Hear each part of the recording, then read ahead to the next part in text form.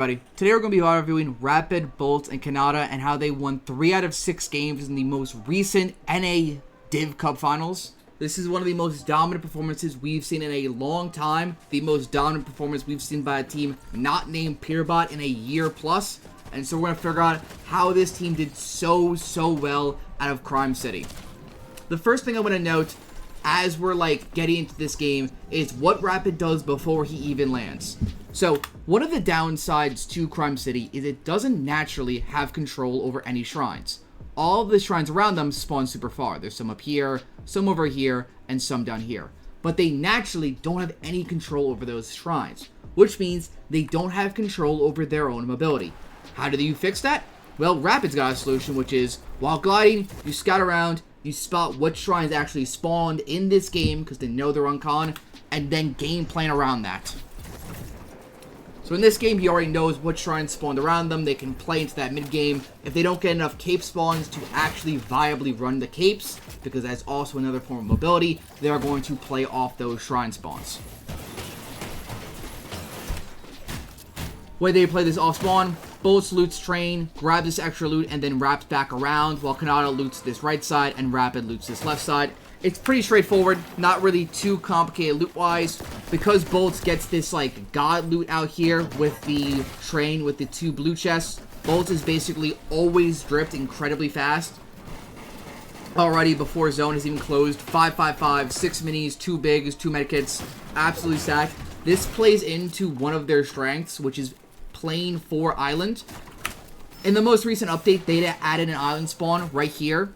Basically center map, god positioning, super strong refreshes. Because Crime City gets such strong loot, mats, everything so early, and they have this natural launch pad on Predator Peak, they're able to prioritize either shrines or island, whether, depending on the game. On this game, for instance, because island spawned, they are going to prioritize island because they're going to get enough surge from this island to make endgame.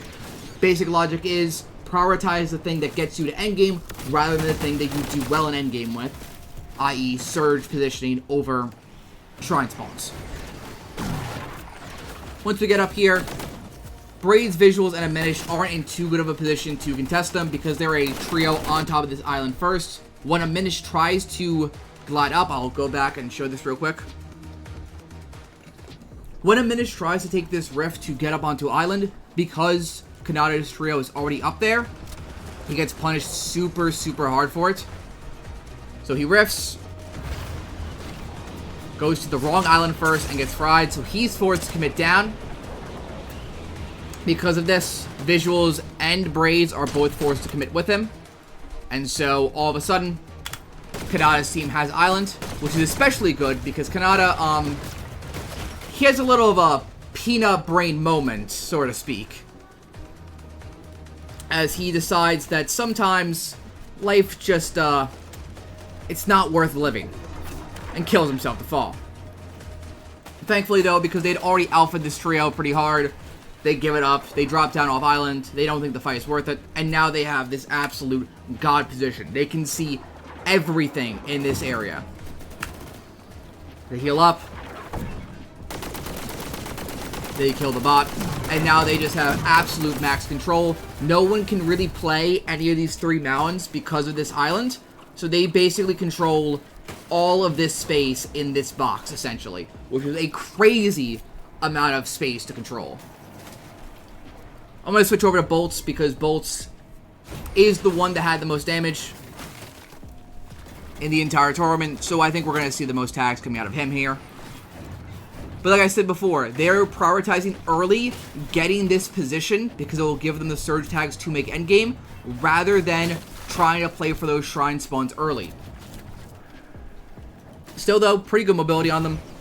Khanada and Rapid both do, or I'm sorry, Khanada and Boltz both with those capes, which provide them with their mobility. And now as the zone starts to shrink, all these teams are going to start to play into this team. Rapid is the one that actually gets the majority of tags on the zone. Incredible Spire aim.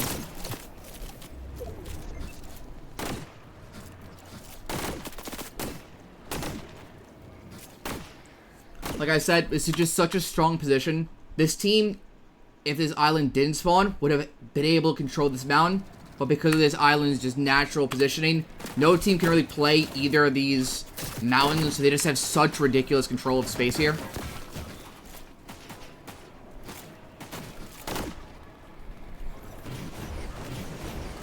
And then because of that, because they're able to push all of these teams that were coming in behind them, either up north or down south, all of this space in front of them is all theirs. Because they had this great god tier power position. A little bit of a tongue twister there, my bad.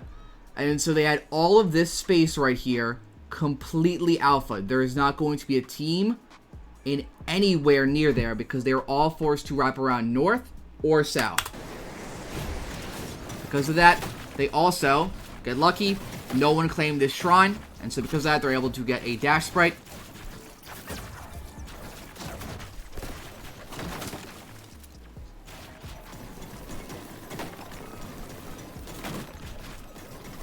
Now we're just going to play refarm. At this point in the game, they have enough surge. What they just want to do is walk into this endgame as stacked as they can be.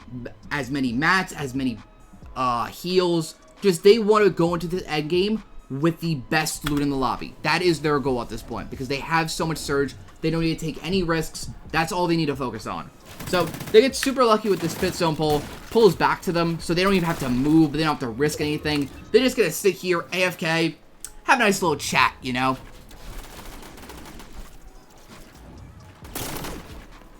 Able to spray over at these teams fighting. Again, because of their conditioning earlier, these teams are forced to be on top of each other because they couldn't rotate in before. They had to all wrap around and come in here. And so now they're able to look at that congestion that they created and they're able to farm surge off of this. Sadly, they don't get a kill off that. That would have been nice, but still. Able to get damage. When the next zone pops, it's a pretty max pull. They're not going to waste their time. They're going to rotate in. Some teams I see happen a lot, like especially like lower tier players. On a max pull like this, they'll try and hug in along the edge. But this is like really bad because you guys end up going into all of these teams up here. Just going like along the white line and then using that to get in deep with your mobility is almost always the ideal option there. But we're actually going to watch Boltz here on this rotate because they do something I find really, really interesting. Real quick, 6 minis, 2 bigs, 6 minis, 3 bigs, and then 4 minis, 3 medkits. Everyone's got minis, right? Boltz, however, is going to do something interesting. He's going to drop his minis for this Sewer Band sprite. He is going to prioritize having this sprite over minis. And we're going to see in a little bit why he did that. I think it's really smart because the Sewer Band sprite is super, super strong. If you already have Surge or if you're in a lobby that doesn't have Surge, it's super, super powerful for getting kills, getting height, forcing teams to play differently. Because it just applies so much pressure to build, so much ability to break things. So, we rotate in here, get in towards this old black market, get ourselves a little bit of a refarm. Nothing too crazy, but we keep wrapping in. Essentially, we're trying to go to refarm. Everywhere we pause, we want at least have like an option to refarm a little bit, get our mats back up a little. Utilizing the shield bubble. You don't see that too often, but when you do, it's always nice to see. Now, they were able to really like drive the congestion earlier, and it's not as strong now, but you can still see a lot of teams are still like forced like right up here. Notice how they got in a little bit off edge. If you're a stacked team, this is ideal. You don't want to be on like true edge like Cooper here, because that is going to lead to more teams getting directly on you. But if you're like a little deep off edge, that increases your chances of getting AR kills while avoiding teams running pre-edits on you or just suiciding you because they need surge. Ramp off any team that's a potential threat. And now I'm going to keep my eye on Boltz here because I'm going to focus in on this Superman sprite. This thing is going to come into play not once, but twice in deciding who wins this game.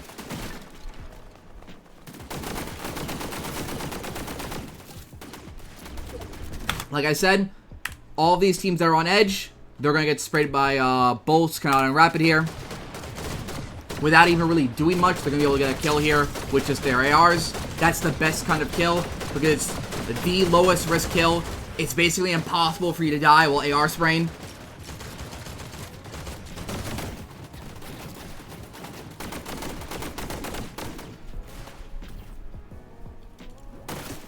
Get the kill into pikes. They reset. Now here's where the Superman sprite is about to come into play.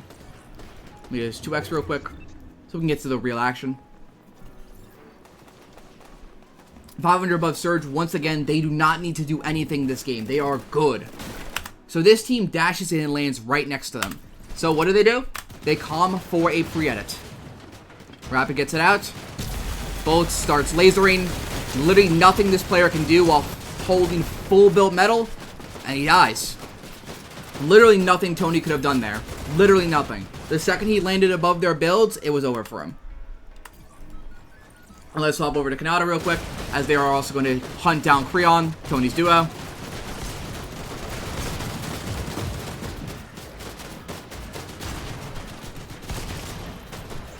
And so just off that, we are now 1,300 mats on Khanada, 1,300 mats on Rapid, and on Boltz, we are 1,300 mats. We now have some of the most, if not the most, mats in the lobby. And we're still, once again, we're holding that Superman sprite, and it's going to come into play once again.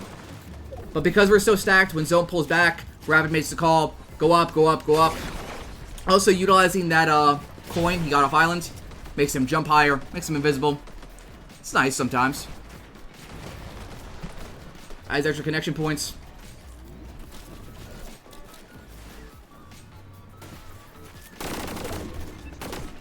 Now we're going to keep our eyes mainly on Boltz.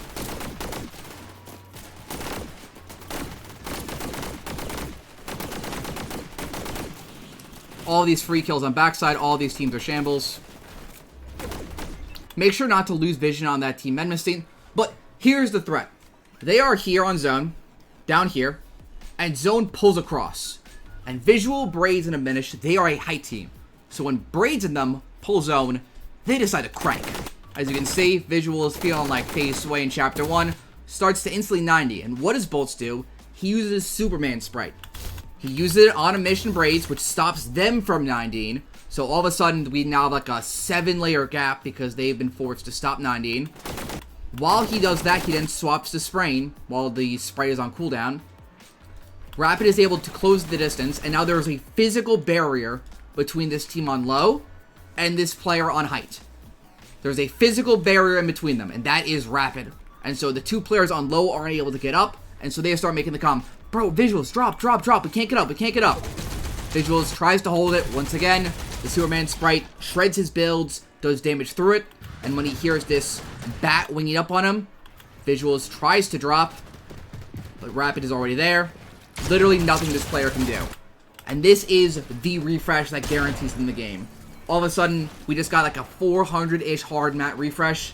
We have eliminated the only team that was really looking for a height here. And we are now just absolutely stacked once again because of this Superman Sprite. It's basically useless now because it's only got 3% left. The main issue with that Sprite is the fact that it has such little usage, as you only can use it for like a couple of bursts before it runs out. But it is so incredibly strong when you do use it. It shreds through turbo build, it destroys all builds. It is really, really versatile and is really, really underutilized. From here, it's basically just play high where you don't get batted up on because you don't want to just die with team awareness checking you. So there is going to be a pretty big buffer between how high they are and every other team. They're just going to play too wide and add connection points every now and then. They just don't want to be awareness checked by the capes. And then they're just going to spray down. From here, it's basically just Fortnite. They don't really have to do anything too crazy. Tarp, tarp, tarp, spray. Tarp, tarp, tarp, spray. Second they drop down, they ramp back up. They just want to keep having this distance so people can't bat up on them. We also have the secondary tarp all the way above on Khanada. This is in case a team does bat up, you still have Khanada on height above them to ensure they don't get height. If you ever do this, like this secondary like ulti height player, you always want them to build out of wood. The reason why is, let's say a player does get up to where Khanada is, he can just drop down and they can chop it with one spray. You don't want this ulti height player to be held up by too much. Also, you really want to prioritize teams that are Medmisting. because a team Medmastine that doesn't get looked at can very easily either dash up on you after like they ramp up, or they can bat up on you. So you want to be like aware of that team. You want to make it harder for them to do any like sort of sketchy plays. You just want to kind of guide them into zone to make sure you're safe. Now that we're later into the game, by the way, now that we're pretty low on mats, you see that they've shifted from this ulti-hype player to none. Khanada sees the mats, instantly goes for it, uses the cape. The cape's super strong for going for refreshes like that because it cancels all storm damage. So the second he gets mats, he can cape, and he doesn't take any of that storm damage.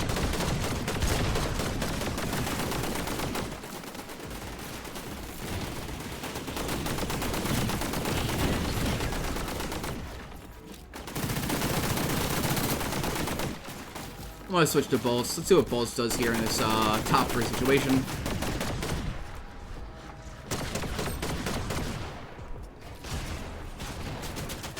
Drops down, gets the angle. Pretty free win, but that win was set up in large part because of their decision to hold that Superman sprite. They got incredible value out of it. You very rarely see teams actually hold it, and to see a team utilize it so well, it's really nice to see.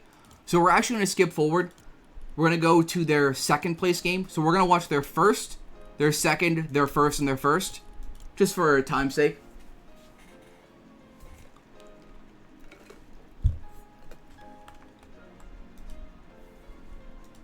So this game is going to be a bit similar to the first, but also a bit different. We're first going to notice how they play off spawn differently. If we can actually load into this game, if that's there we go.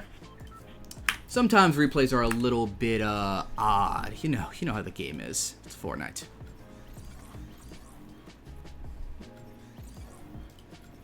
So we're gonna go over to Rapid. So what defines this early game is how they play it differently to try to lurk on the team to the southern split. So instantly they look over. Rapid sees this. You already see the little ping there. That means that one of them actually pinged it. They already know what they're going to do. They see the guy landing there. They're like, hey, we can key this insta. I'm going to go over to Boltz because Boltz is the one that really gets the knock. Like I said before, though, the loot Boltz gets really early is like absolutely ridiculous. It's not as good this game, but in terms of heals, still crazy. Already, let me swap over to a different team so you can see on the mini-map. Already, you have this triangle of death. This guy, it's already over for him, if we're being honest. There's nothing Twitch Stress FV can do. He has no idea he's being lurked on. They have a perfect pinch from every possible angle. And it's just lights out. Rapid gets the beam. He has 9 builds. He doesn't have the mats to live. It's already over. So already off spawn, we have 300 surge damage. Really valuable. We have a kill. Super valuable. We're able to go back and loot. And this didn't really slow it down our timings too much. So I think if you land a spot where this is possible, where it's like, hey, teams near me land splits, I can, like, sometimes generate a kill off spawn by just changing up my loot routes a little. It's worth experimenting with. It's worth testing. Because you can have games like this where it's just, oh, I'm playing the rest of the game on easy mode because I already have 2 to 3 kills because I got the slurp kill. And I have god tier loot because I've basically wiped out a split who delivered me even more loot. So right here, we're just going to chase down the team that tried to get card. Did not work out too well for them. Takes the launch pad. Gives up on the second player. TS stupid. Bit offensive, if I do say so myself. Bit offensive. TS stupid goes down. And so, already, we have 600 damage. Island pulls, but we're not going to play for it this game. The reason why is because our timings are too messed up. Like I said before, the reason why they hyper-focus Island is because it gives them so much surge. But that kill gave them surge, and on top of that, it gave them kill points. So they prioritized the kill points and the early lurk play over the island there. I'm sure in an ideal world, they would have been able to clean that up fast enough to also play for islands, but they're more than fine doing this.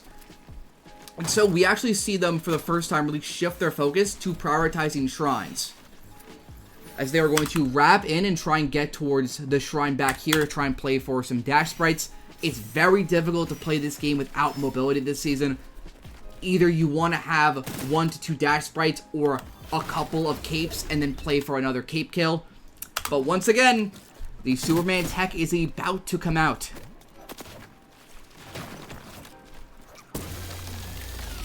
And this one is even crazier than the last, if I do say so myself. So we have Rise, Virgo, and G-Money, one of the best trios in the world, in boxes, and they still can't do anything.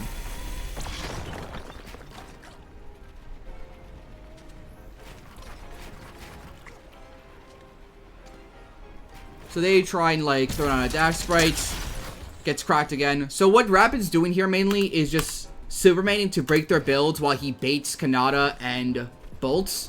So Khanada and Boltz are both just staring at them while he just lasers. And so he's just able to pre-fire, get shots through. And so they have just been milked. They have just lost like 350 to 400 damage just off a Superman sprite. This thing is crazy, crazy broken. But like I said, just as he dropped it right there, 2% left. And only starts at 75%. It barely has anything in it. It is crazy, crazy broken for Keen, but it runs out so quick. Just keep that in mind. It is basically a one and done item. If you use it, do not expect to also use it in the next fight. It is going to run out. But because of that, they're able to get a really good amount of surge, force this team away. When they run away, we run up and try and get more surge on them. We keep our eye out for more sprites around, because we still don't have any.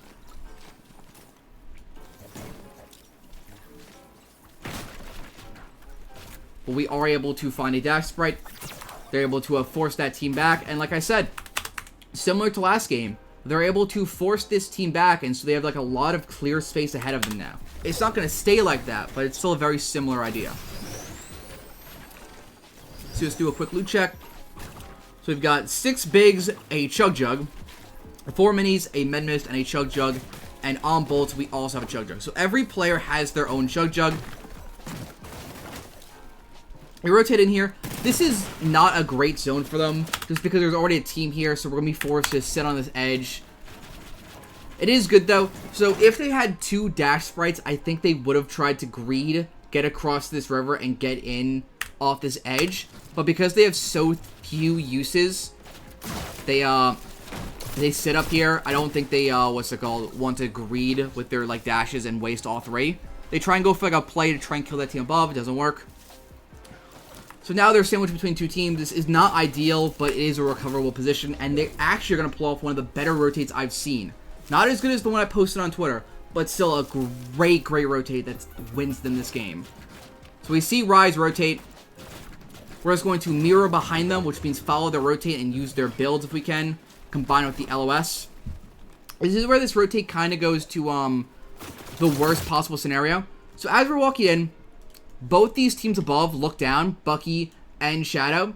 So all of a sudden, if they want to get in here, these like few boxes, they're going to have to invest probably 700 to 1,000 hearts. And one of them has a pretty good chance of dying because as they build up, they're just going to keep getting sprayed. It's going to be an incredibly costly rotate.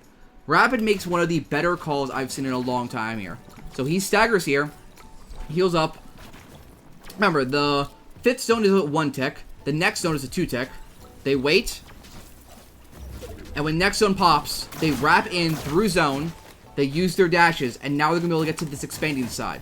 Remember, they're able to do this because of their heals. Chug Jug, Chug Jug, Chug Jug. As well as the Med Mist. They have like infinite whites here. Also helps that they are in Foxy Floodgate. So they're going to be able to look around, find some extra whites. Khanada runs over, finds some bandages. And now, all of a sudden, they own half the map in terms of space. They're on height now. They're in like a god spot. This is such a power position. Rapid goes inside, finds even more bandages inside the, like the mine. whatever you want to call that area. When the next zone pops, this is something I see a lot of, which is heal discipline. Some players might have stuck that Chug Jug, gotten the extra 30 HP off on it because they get like a dopamine rush, and they just want to be healthy. They don't. What they do is they instantly rotate the second zone pops, because this spot over here is a game-winning position. If they get up here, they win this game. Stop to refarm. Clement starts to fight for it. Clement's on 120, 130 ping as he's playing this from EU, from France. He's forced to just give this up. And now they are on height, all because of that one 6th zone rotate. They are now in the god spot of this lobby. And also, because they tanked there and didn't have to burn any hard mats on that zone, they also just have more mats than most of this lobby.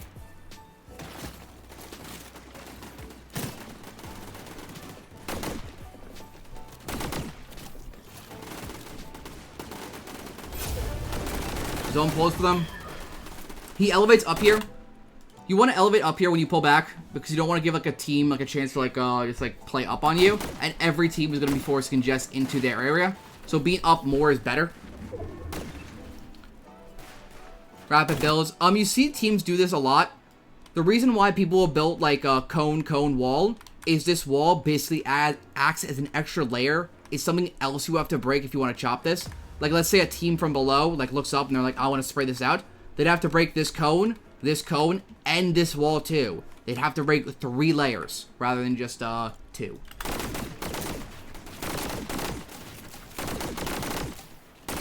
Just looking back, they're able to get like a ton of super free holds. They're not able to get as many kills as they would have liked. There's a lot of kill potential here that's like kind of left on the board that they didn't get. But still, able to get a crazy amount of damage. When zone pops, Rapid runs over and pre-tarps and then sits back. Reason why you sit back here is you wait for your builds to harden. Gets a free kill onto Tony. I'm going to switch over to gameplay now. Now that the builds are hard, we walk back down. Constantly looks through ramps. The biggest threat right now, whenever you ramp downwards on height, is going to be your blind spot. There's a huge blind spot in this area. When you're going down, after it hardens, you want to check that blind spot, make sure you're not getting lurked on. That is the easiest way for you to lose the game.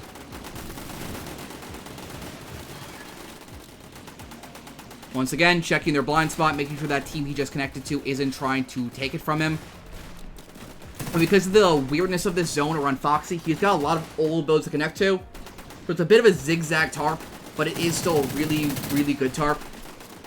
It's working connection point, allowing him to stay up.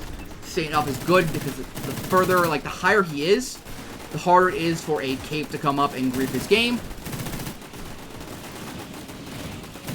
Keep adding those connection points, keep saying like 3 to 4-ish layers up. Once again, similar to the previous game, Khanada goes up, establishes this ultimate high ground. This is their like last line of defense to ensure a player doesn't cape up and just win the game. Where he's just like super high above everyone. Cold tries to cape up because Cold's like, or Khanada has been up. He's just going to keep staying up. Another thing Cold's going to really do, he's forced to drop.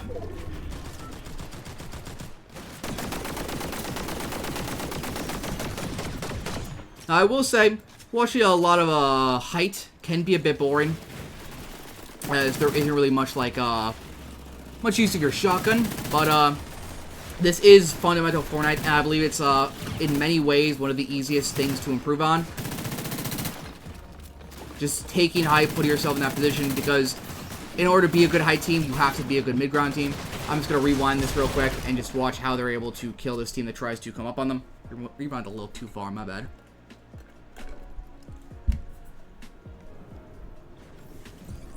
But again, because we have Khanada playing the ultimate high ground, even when that player, Booga, gets above him, it doesn't really matter. We drop down and add the connection points. 9 builds, 30 builds, 3 Chug Jugs, and 24 builds.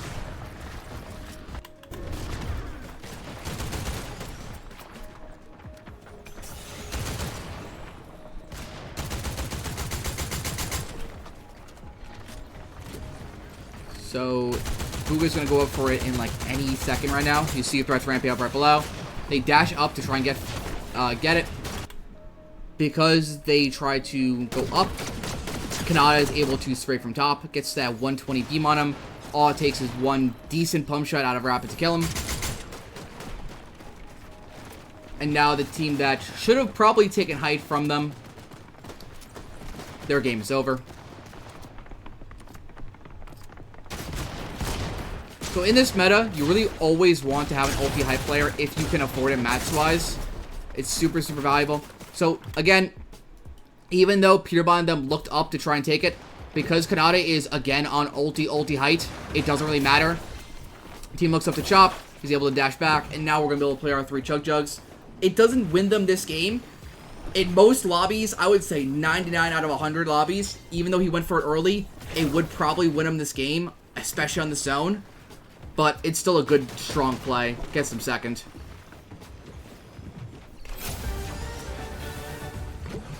It's a Siphon too. Now, the one weakness is going to be the fact that he does get Storm Sickness, just because they tanked so much earlier. If he didn't get Storm Sickness, odds are he would have won this game, as Clicks only has one more medkit. I saw that other medkit earlier, but because he has Storm Sickness, nothing you can really do. Still, incredibly strong game, incredibly strong height hold. When you are on height this season, you want to play an ulti height player. That way, no team can get above you. Especially on final zones there, it's really easy for players to just, like, suey up in really dumb ways. And so if you have that ulti height player to prevent that player from getting above you, even if, let's say, Rapid on that final zone had gone down, Khanada all the way up above would have still secured that victory.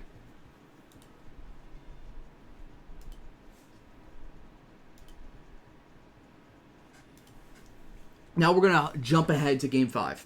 Game 5 is another super strong win. This is going to be the first win they get where they do not get gifted height from positioning. They have to take it. And they actually do a super good job of like taking height in like a very Vino-esque way. So something to note, if you do if you're like in a set lobby, if you do a lurk play on a team, or like let's say scrims, whatever, if you do a lurk play on a team, you can't expect to do it the next game. They're not even like attempting to look at this like mountain, because there's not even like, there's no point. The team's gonna make adjustments. They just sat in the lobby for the past 30 minutes, and they're not gonna do the same thing. So they're not even gonna try and like waste their time even looking at this Predator peak. Nothing is wasted, because they just know it's pointless. That team is not gonna do the same thing where they just are running around super split there, even if they did load in, which they didn't. And so it's just pointless. You are never, almost never, going to get a lurk play to work 2 times in a row. And so they don't even attempt to look for it. Also on that bus route, it was pretty bad because it was bad to scout for it. So, on a zone like this where it pulls middle, they basically know for a guarantee it's going to pull Foxy in terms of island spawn. So they're going to try and prioritize that again. Whenever they get onto this Predator peak hill, it's super easy for them to play it for it. Because they can just take the natural path that's already here. Having a little fun, bounce on the launch pad. You know how it is. It's like a trampoline. So island spawns, and we are going to rotate over. Clear the bush, do like a little bit of spraying, let them know that we're coming for it. And before island has even spawned for 5 seconds, visuals and them have already given it up. And now we have this absolute god tier center map position. Once again, we have great loot. 6 minis, 3 bigs, 6 minis, 3 bigs, and then 6 minis, 3 bigs, and a chug jug. We also have the Mythic DMR. From here, it's basically just playing the game from a power position. We're going to try to steer all of these teams in this area. Oh yeah, by the way, Khanada and Rapid left their heals up there and went down and grabbed the dash sprites. They're going to try to steer all of these teams on this side of the map around this way or around this way to try and create an open space here. That is their goal here, is to get Surge and direct teams around them in order to control that space. So the earlier they can tag this team like back here, for instance, the more they have to wrap. If this team were able to get like to here and then start getting tagged, they can kind of like just force underneath with like their builds. But because they're getting shot at so early, they're going to be forced to go around. See how they're already starting to cut to the right?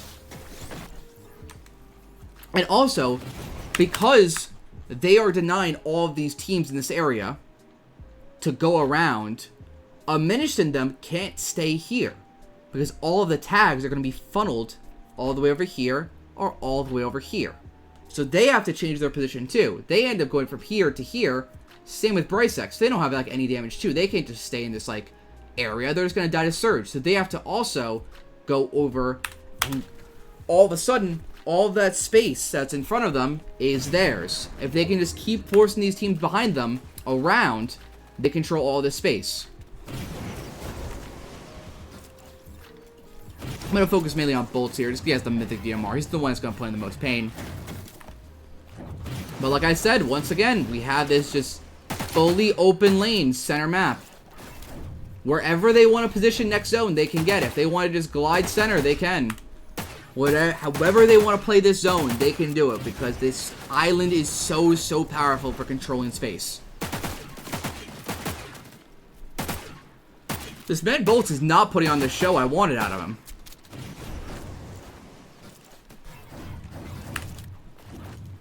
Again, even still, when teams have a chance to like wrap down in front of them, there's still this crazy amount of open space in front of them. Now, Rapid being the IGL, he is a height connoisseur, height lover. He's going to choose to stay on this edge and hope he gets a good 5th zone pull. Again, even if it does pull like center, he can easily wrap in and just rotate. Pulls back. So they've got some really good RNG today with their 5th zones. 5th zone, for like how they've been positioning and for how much surge they've had, probably isn't too valuable of a zone for them to have pulled. If it had pulled across, they could have just as easily gone to like a position like here. Again, there is still just this absolute massive amount of space open in the middle of the map because of how they conditioned it.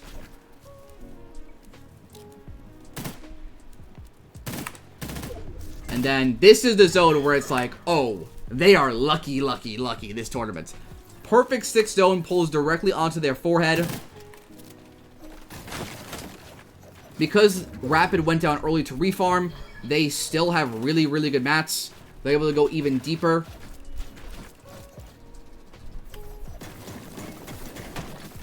Once again, able to refarm. Whenever you get expanding, you really want to turn expanding side into more of a refarm. That's really what you want to do.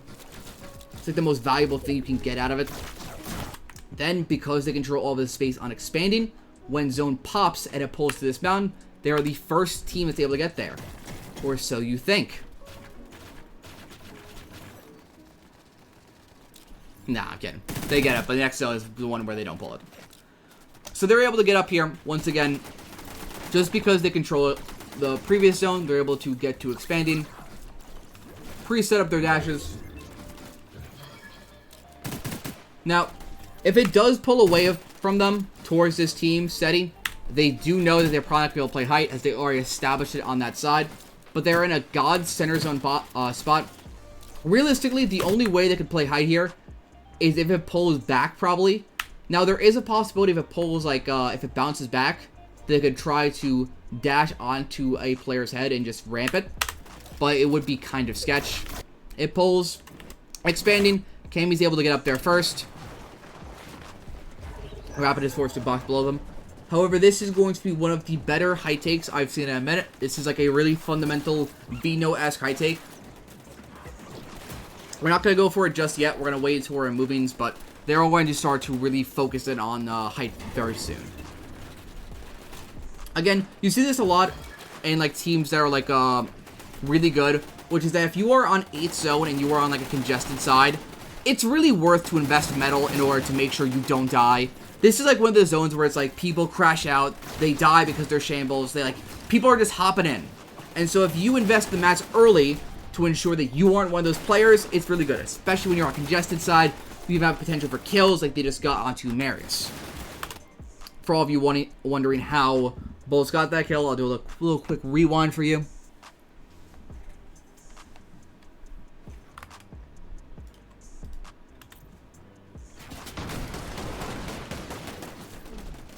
This is just being aware back tarp. Drops Rapid the Chug Jug. Sees this guy walking. Knows it's his wall. Full pieced. Pretty clean, if you ask me. It's good awareness there. Nothing too much. Once again, like 5-second-ish rule, which is you want like a 3 to 5 second rule somewhere in that area where it's like 3 to 5 seconds before zone pops, you all want to reset and focus on the next zone. Like right here, you saw like they all stop what they're doing. They're all ready. If zone pulls max, they're ready to dash. It doesn't pull max, they don't need to do that.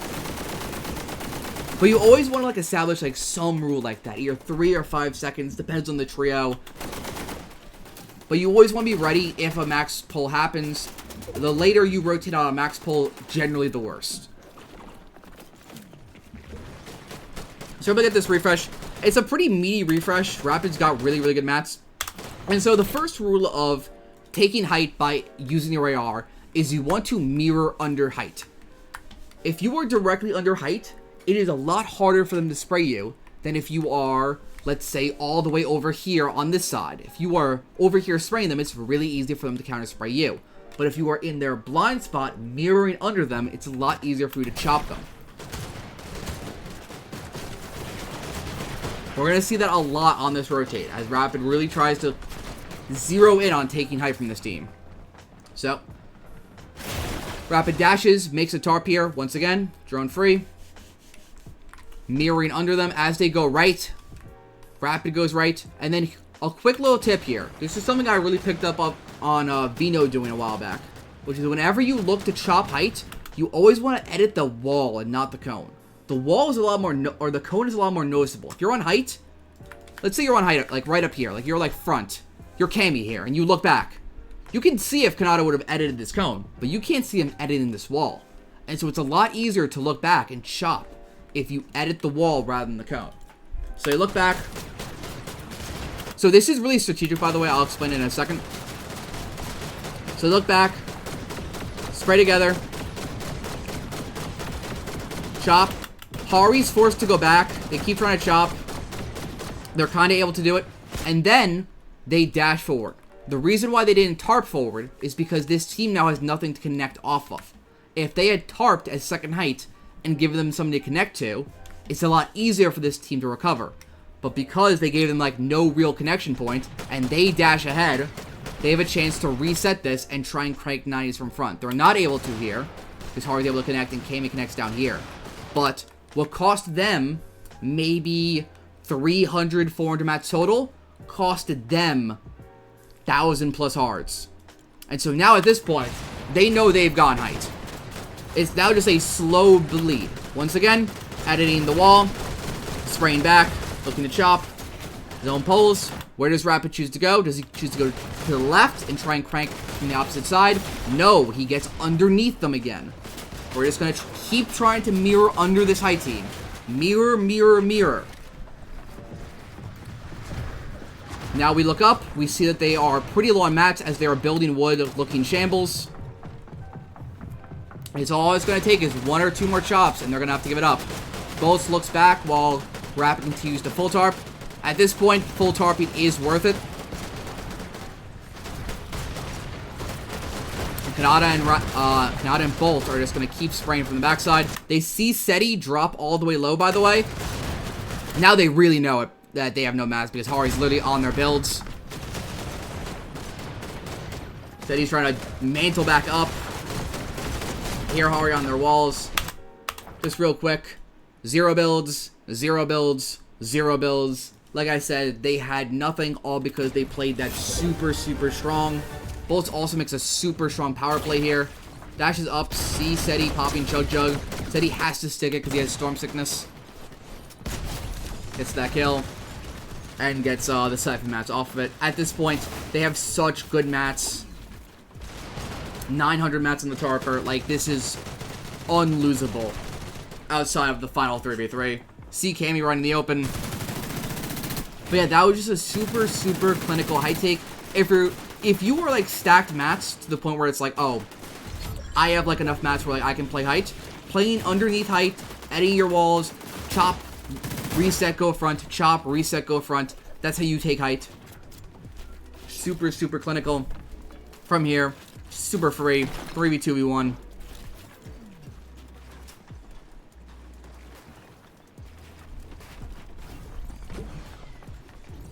Let's go to Boltz. I believe Boltz has the most kills in this little endgame fight. Kill Skittles. 3v2 now. Want to use the coin to just keep resetting, gain new angles. Now this is how a lot of the fights in the very end go. This is why having an multiplayer, no matter how late it is good. Because this team in the very final second is like, hey, screw it, we're just gonna wing up and see what happens. Having Khanada all the way up above Ishu is so strong of a position. If Ishu isn't on the city, or if Ishu is able to get above Khanada there, this is a completely different fight. I'm gonna rewind this real quick and just try and show you again what happened there. This is why having an multiplayer is so strong, especially the guy that's holding heal off.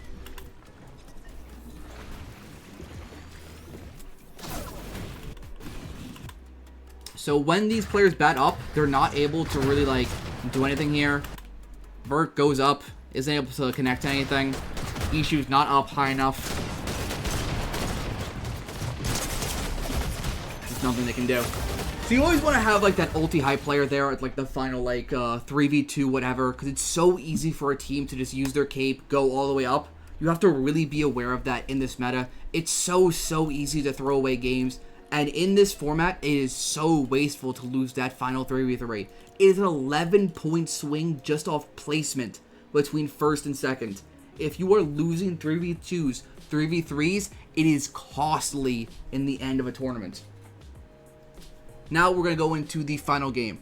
This is probably the most impressive game in terms of just sheer mid-game masterclass out of Rapid. I think this game is just one of the better games I've seen in a very long time. But let's go into it. This game is pretty similar to most of the games. Basic Crime City. Once again though, while he's gliding in, he does this a lot. He tries to scout shrine spawns. If he's not able to do it while he's on the bus, you'll see him pull his glider and look around and mark certain shrine spawns. He does this pretty consistently. You need to know where mobility is around you if you don't get island spawns, for instance, out of their spot. You need to know, how you're going to get those, win condition items you need to win the game. You need mobility. If you are playing the game without mobility, you are making it way harder for you. Now, I'm actually going to skip through a bit of this looting phase. I don't think you guys need to see Crime City get looted for the 4th time. Maybe you are a fan of Crime City. If you are, my apologies, but I think that's enough Crime City for me. So because we did that scouting, we're able to go over here early. We're able to get the double sprite, which we've been using a lot today. And we're also able to go over to Island. At this point, Braids in them, they know that they are not getting Island. They're not even going to attempt to play for it. They've essentially fully conditioned it at this point. Once again, super drip loot. 6 minis, 6 pigs, 6 minis, 2 medmiss. You see Rapid holding medmiss basically as many times as he possibly can. And then on Khanada, you have 6 minis, 3 bigs.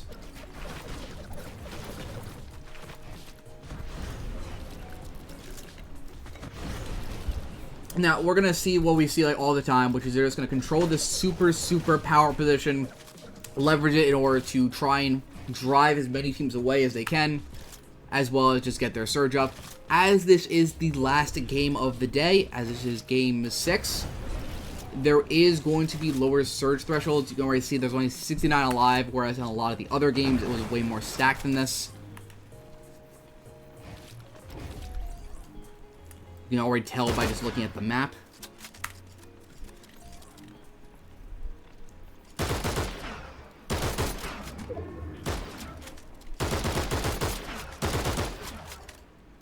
So, unlike a lot of the other games, G-Money, Rise, and Virgo actually do force their way around and actually counter what they do super well. They're able to do this nice little split, which is going to give them a crazy amount of vision onto the teams up in this box. Super strong for them.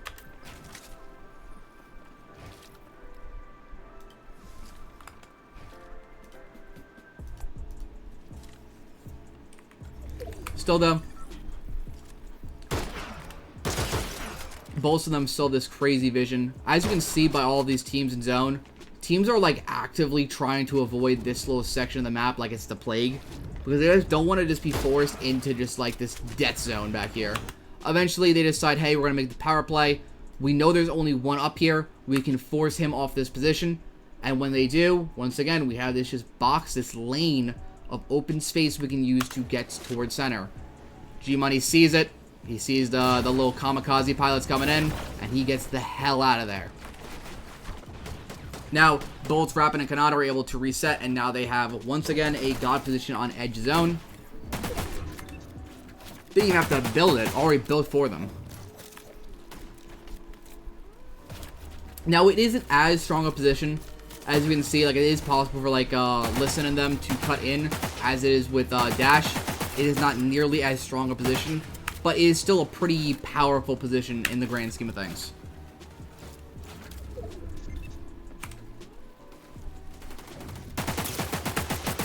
Now, this is going to be a 5th zone, very similar to game number 3, which is their 2nd place, in which they are going to tank this 5th zone. Now, for all of you fans that follow me on Twitter, you would have already seen this rotate, but still, I'm going to go over it again, as it's one of the best rotates I've seen in a long time. So, it being 5th, and they love to tank 5th, they are going to go back towards Island and try to take some of the extra barrels they didn't pop before. We go back. We hear a Minish going up on Island, and we're like, let's get some free tags on this. We go back, we pop the barrels, we throw down Medmist, and the 6th zone pops, and it is worst case scenario. It is a max pull to the east. So, usually on like a tank like this, you get like a rotate down here, you can just like wrap in, go behind, go up north. This is worst case scenario. All of the teams are going to be congested in this area. You can't play up north because of the water. It is terrible for them. So how do they manage to survive this rotate? Well, it's really simple. They med mist until they're healthy, and then they get ready to go. They use the glide off the island. Something to note, they drop the coin so that these teams on edge don't have a UAV on them. So if they had kept the coin, this team here would have been able to look back and be like, hey, there's a team gliding. We can look for tags on that. Same for this team, this team, this team. Them dropping coin is their strategic decision to ensure that they don't get looked at by teams that have extra knowledge they shouldn't have. So they use it.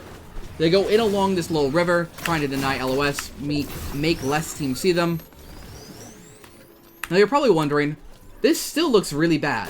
All of these teams on this edge are going to look straight at them. How are they possibly going to make it in here? And this is where studying the game more than anyone else really comes into play. Maybe a handful of people were aware of this like little exploit. A lot more people are going to be aware of it now, but Rapid knew about this and was somehow able to, while on island, plan out this rotate in his head and go, when we get to Utopia, we're going to use this air vent to super dash all the way to the beach. Crazy. Crazy, crazy rotate. To think of that on island is absolutely absurd. But not only are they now in a god position coming off that absolute terrible zone, a team that was also on island with them, Visuals, his game is over. 4 HP, nothing on Diminished, and nothing on Braids. Their game is over. Straight up, it's over. Whereas them, they are in past congestion with Surge. Absolute picture perfect rotate. One of the best you will see like ever. This is like the reason why they won this tournament.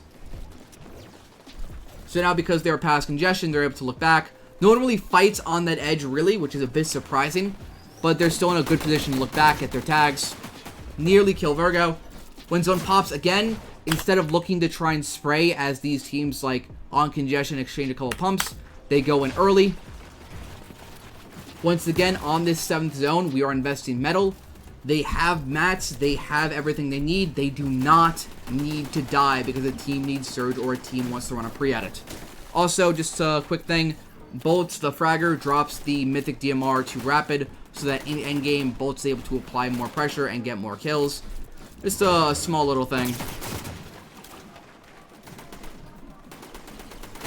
Only 82 above, now 134 above, but because they're in this position, front zone, they're able to look back, they're able to get a good amount of tags, and all of these teams coming in super late behind them, and because they're in full full built metal, they don't really have to worry about these teams behind running pre-edits or smacking on them, because you'll hear it if they smack on full built metal.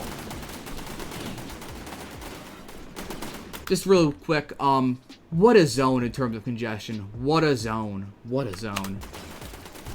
Next zone pops. Once again, not a good zone for them.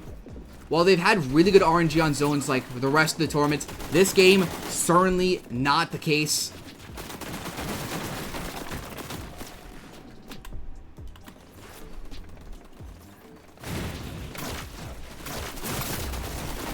Dash, take a bit of damage. Sometimes on some rotates, you have to take damage. This is just one of those times.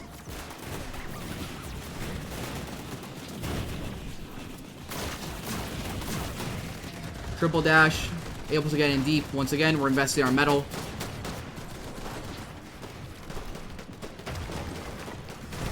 So far, super good rotates. Once again, just going to throw down our dash spray. We want to be ready in case it pulls max. We don't want to have to wait and then throw it down when it pulls max. So having those dashes already pre-prepared in case you do have to go far on this rotate is really strong. For some reason, they really like having Rapid being the one to hold the dash sprite. Now, this is a really tricky rotate, as they are going backwards through all of this congestion. There's just like a ridiculous amount of builds. They do get lucky, though, that they have like a pretty clear lane. There's like basically no old builds or like teams in front of them, which is going to make this rotate a lot easier for them compared to a lot of the rest of the lobby. But they don't have great vision on that. They can kind of base it off of visuals. There's no team directly in front of them, but they still don't have great vision on it. Waits. Once zone's on them, they go.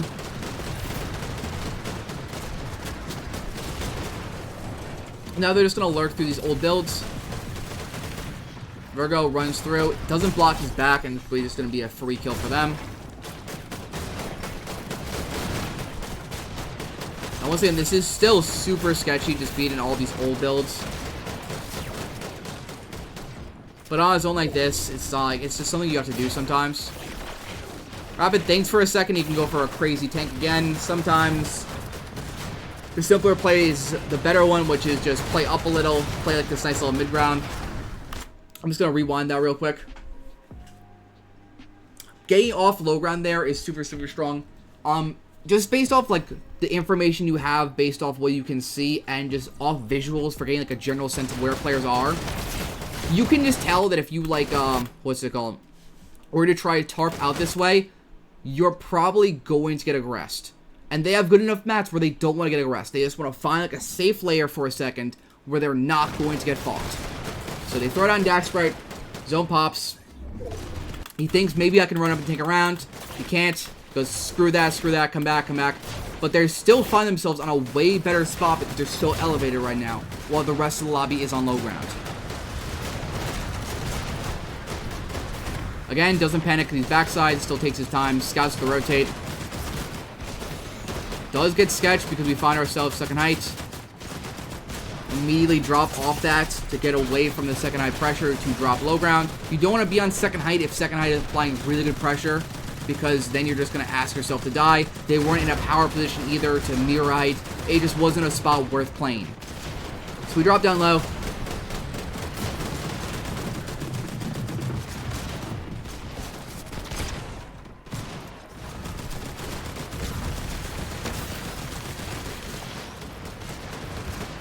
It's just a super smooth tarp.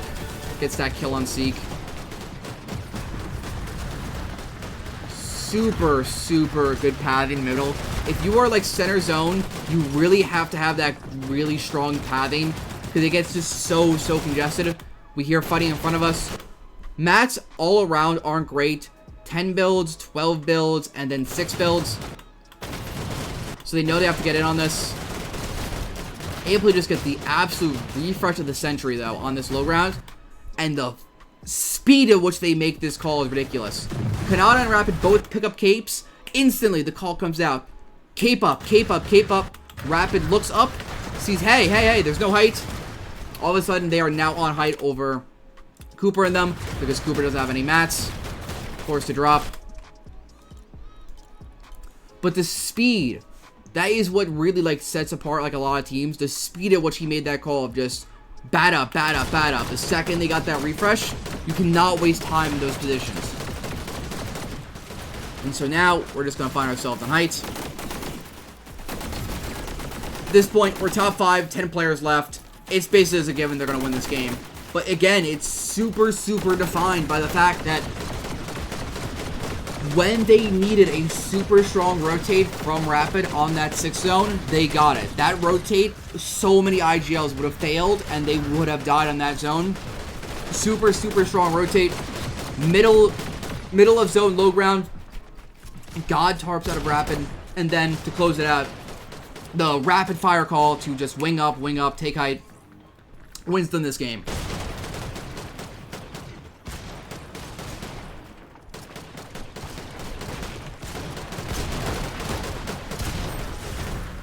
So unlike the previous time, they don't really have the mats to play like an ulti high player. So they go down. Boltz uses the cape to try and go back up.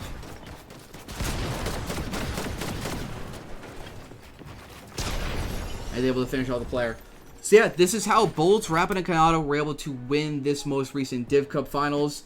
Little bit over an hour-long VOD review. I'm really happy with this one. I know it started off a little shaky, but I think we really saw some great things about how to play 5th and 6th zone, how to play safely on 7th, how to mirror height to take it, some Superman tech, some med miss tech, some dash tech. I think there's a lot of really important information to take away from this VOD review. This was a master class of a tournament.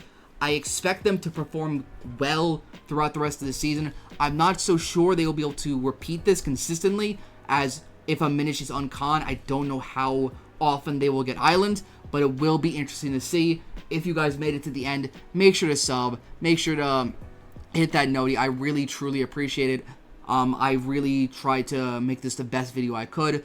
Drop a follow on Twitter, PeanutBrainTS, and just thank you guys all for watching. I appreciate all of you guys that made it through an hour of me yapping about Fortnite. I really do.